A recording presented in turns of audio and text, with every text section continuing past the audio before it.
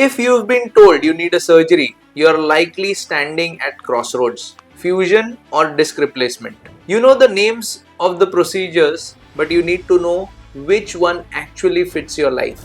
In 2026, the choice isn't just about fixing a problem, it's about how you want to move for the next 30 years. Let's break it down in simple terms. Hi, I'm Dr. Jayesh Bhanushali, your spine surgeon, and in this video we are going to discuss which procedure is best for you. Now, if your surgeon has told you that you need a fusion, it can sound pretty scary, but the concept is actually very simple. Think of fusion like welding two bones together. The goal of this procedure is to stop two bones from moving so they stop the pinching nerves or grinding together. The benefits of this procedure is that it's incredibly reliable. If your spine is unstable or has shifted out of place or misaligned, fusion is like a rock solid kickstand that holds everything together. But because those two bones are now one, they don't move.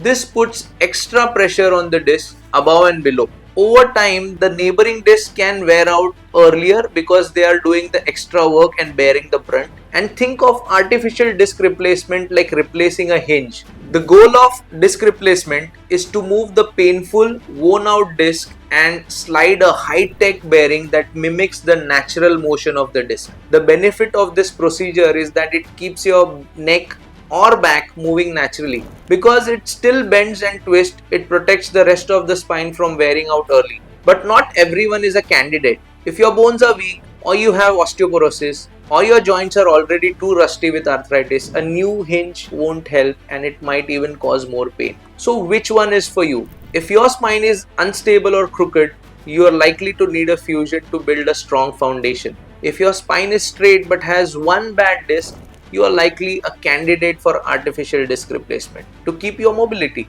Don't let the big words confuse you. When you see your doctor, just ask them this one thing. Is my back strong enough to have a part that moves, or do I need to be locked in place to stay safe?